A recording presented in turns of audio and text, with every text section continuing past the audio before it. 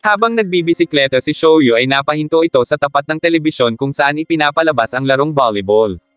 Humanga ito sa nanalong team na nagmula sa paaralan ng Karasuno High at sa sikat na player na tinatawag na Little Giant.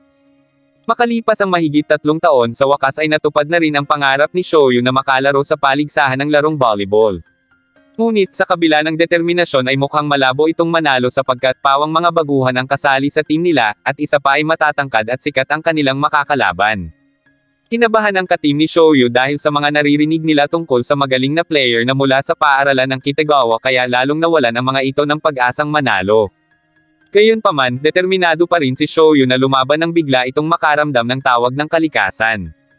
Nang makarating sa may pinto ng banyo ay narinig ni Shoyu ang pangmamaliit sa kanila ng kabilang team, bagay na ikinagalit nito, kaya pinagsabihan niya ang mga iyon pero tinawanan lang siya ng 3. Dumating si Kageyama, ang binyansagang hari ng court, at sinabing mag-ensayo na ang 3 kesa mang maliit ang mga ito ng kalaban gayong hindi nga sila kasali sa laro kahit bangko man lang. Dahil sa takot ay agad na tumakbo paalis ang 3 habang umakto namang matapang si Shoyu kaya sinabihan siya ni Kageyama na hindi pa nga siya handa kaya huwag siyang mayabang magsalita kaya tuloy siya na pagtatawanan. Gayunpaman, hindi nawawala kay Shoyu ang determinasyong manalo kaya sinabi nito na maipapanalo nilang 6 ang laban, ngunit para kay Kageyama ay hindi sila magpapatalo sa kanya.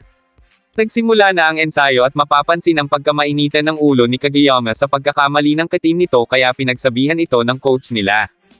Sa pagsisimula ng laro ay mapapansin ang pinagkaiba ng dami ng grupo ng magkabilang panig pero ganun pa man ay hindi yun hadlang para sa hangarin ni Shoyu.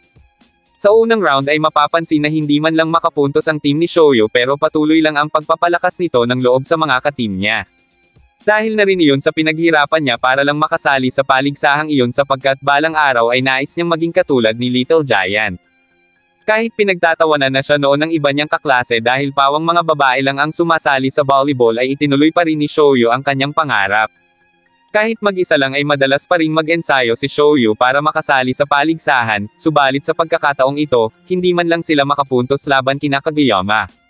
Sa taas ng pangarap ni Shoyu ay nang-aabala pa ito ng kaibigan para lang makapag-ensayo siya hanggang sa maipakita niya na sa mismong laro kung gaano siya kataas tumalon ngunit hindi niya naman tinamaan ang bola.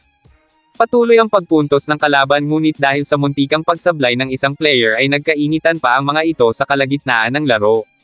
Napansin ng dalawang taga-score na parang ayaw magbigay ni Kageyama ng pagkakataon sa mga ka-team nito para makatira hanggang sa biglang tumilaog si Shoyu dahil sa paghabol nito sa bola.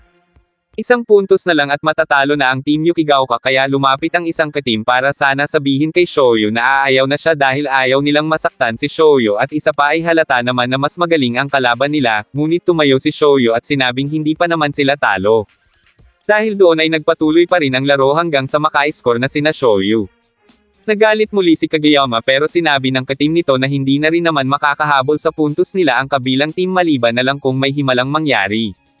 Nagpatuloy pa rin ang laro hanggang sa dumula sa kamay ng ka-team ni Shoyu ang bola pero nagawa pa rin iyong habulin at tamaan nito. Hindi nasangga ng kabilang team ang bola ngunit sa kanila pa rin ang puntos dahil sa labas ng court tumama ang bola.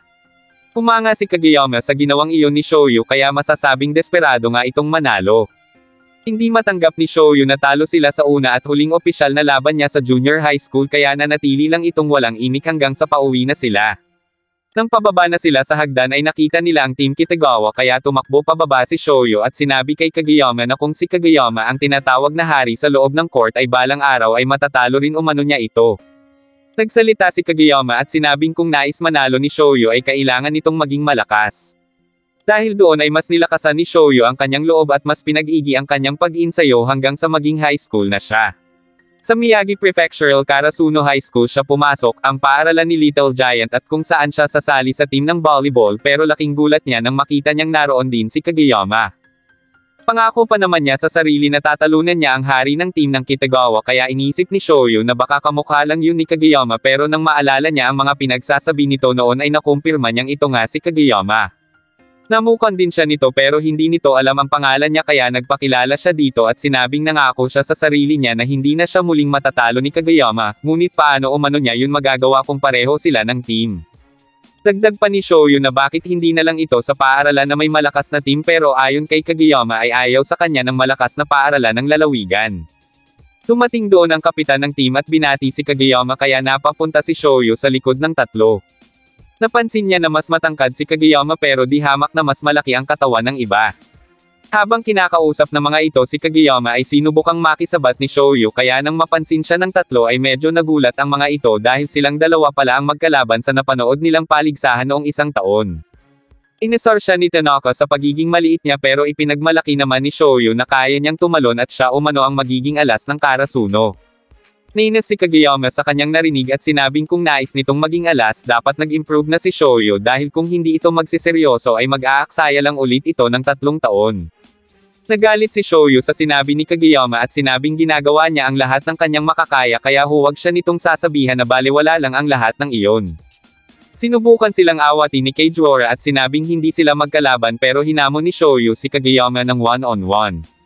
Biglang dumating ang vice principal na mahilig sa gulo kaya binalaan ni Tanaka ang dalawa na huwag magpahalata na nag-aaway, ngunit sa halip ay itinuloy pa ng dalawa ang hamon dahil pareho nilang sinasabi na iba na sila kumpara noong nakaraang taon. Nang mag-serve na si Kageyama ay nagulat si Shoyu sa jump serve nito na ngayon niya lang nakita kaya hindi niya nasalo ang bola.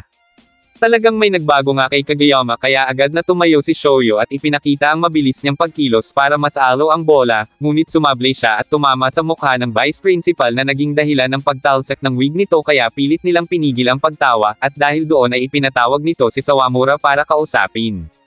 Ibinalita ni Sawamura na wala ng kaparusahang magaganap basta kalimutan na lang umano nila ang kanilang nakita. Sinabi ni Sawamura na hindi niya alam ang motibo ng dalawa kung bakit ang mga ito pumasok sa Karasuno pero sigurado siya na naroon ang mga iyon dala ang tagumpay sa kanilang isipan. Ang Karasuno ay isa sa mga nangungunang team sa lalawigan mula pa ng mga nakaraang taon.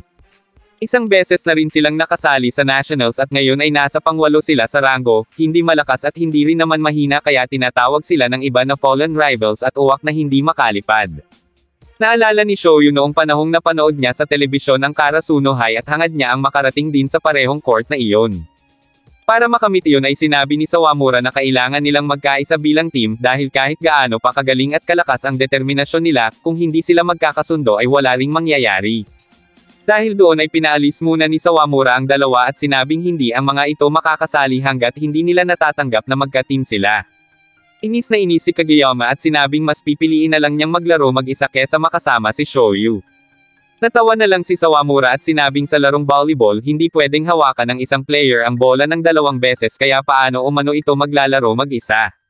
Pinagsaraduhan sila ng mga iyon kaya nanunood lang si Shoyu mula sa bintana nang biglang tumayo si Kageyama at sinabing ayaw niya nang mag-aksaya pa ng oras kaya hahamunin umano niya ang mga iyon ng 2 laban sa 2. Magiging magkakampi sila at magkukunwering magkasundo para kapag sila ang nanalo ay papasukin na sila muli sa court. Dagdag pa ni Kageyama na hindi sila matatalo hanggat hindi makikialam si Shoyu sa kanya kaya naiabangan na naman dito si Shoyu. Kinagabihan ay nagkasundo na ang dalawa na hominin na nga ang mga senpai nila at sinabing ipapakita nila ang pagtutulungan nila bilang team at kung matatalo man sila ay tatanggapin nila ang kahit na anong penalty.